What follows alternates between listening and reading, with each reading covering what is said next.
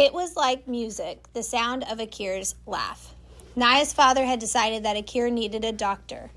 So Naya and her mother had taken Akir to this special place, a big white tent full of people who were sick or hurt, with doctors and nurses to help them.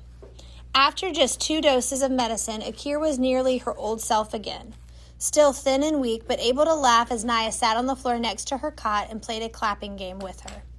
The nurse, a white woman, was talking to Naya's mother. Her sickness came from the water, the nurse explained. She should drink only good, clean water. If the water is dirty, you should boil it for a count of 200 before she drinks it. Naya's mother nodded that she understood, but Naya could see the worry in her eyes.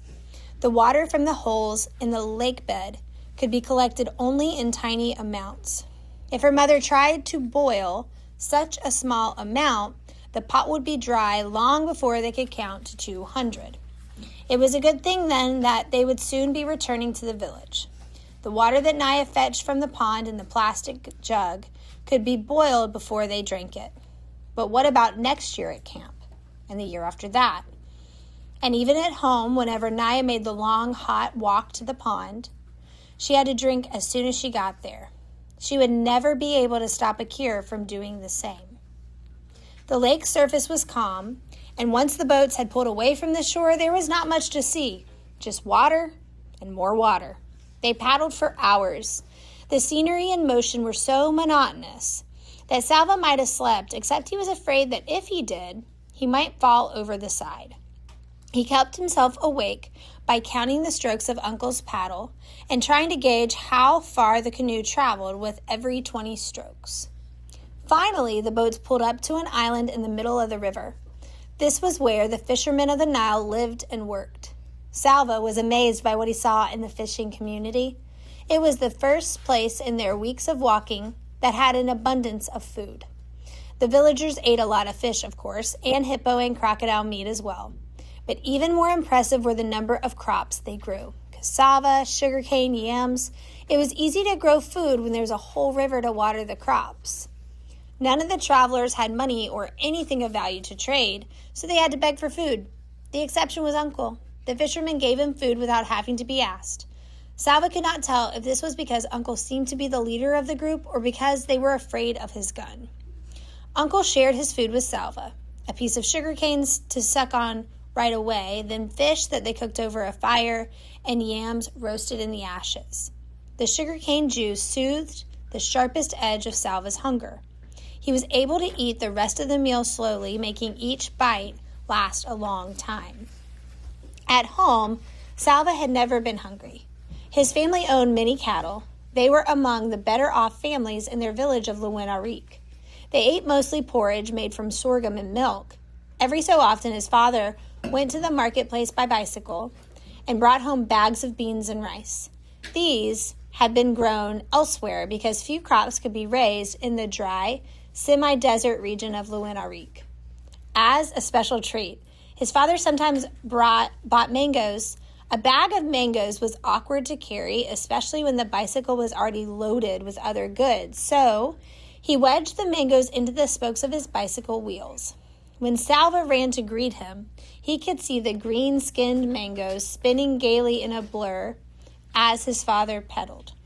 Salva would take a mango from the spokes almost before his father had dismounted. His mother would peel it for him, its juicy insides the same color as her headscarf. She would slice the flesh away from the big flat seed. Salva loved the sweet slices, but his favorite part was the seed. There was always plenty of fruit that clung stubbornly to the seed. He would nibble and suck at it to get every last shred, making it last for hours. There were no mangoes among the fishermen's great stores, but sucking on his piece of sugar cane reminded Salva of those happier times. He wondered if he would ever again see his father riding a bicycle with mangoes in its spokes. As the sun touched the horizon, the fishermen abruptly went into their tents. They weren't really tents, just white mosquito netting hung or draped to make a space so they could lie down inside. Not one fisherman stayed to talk or eat more or do anything else. It was almost as if they all vanished at the same moment. Only a few minutes later, mosquitoes rose up from the water, from the reeds, from everywhere. Huge dark clouds of them appeared, their high-pitched whine filling the air. Thousands, maybe millions, of hungry mosquitoes massed so quickly that in one breath Salva could have ended up with a mouthful if he wasn't careful. And even if he was, they were everywhere, in his eyes, nose, ears, on every part of his body. The fishermen stayed in their nets the whole night long. They even dug channels from inside the nets to just beyond them so they could urinate without having to leave their little tents. It didn't matter how often Salva swatted at the mosquitoes, or that one swat killed dozens at a time. For every one he killed, it seemed that hundreds more swarmed in to take its place. With their high singing whine constantly in his ears, Salva slapped and waved at them in frustration all night long. No one in the group got any sleep. The mosquitoes made sure of that. In the morning, Salva was covered with bites. The worst ones were in the exact middle of his back, where he couldn't reach to scratch. Those he could reach, though, he scratched until they bled. The travelers got into the boats one more time to paddle from the island to the other side of the Nile. The fishermen had warned the group to take plenty of water for the next stretch of their journey. Salva still had the gourd that the old woman had given him. Others in the group had gourds too, or plastic bottles, but there were some who did not have a container. They tore strips from their clothing and soaked them in a desperate attempt to carry at least a little water with them. Ahead lay the most difficult part of their journey, the Akobo Desert.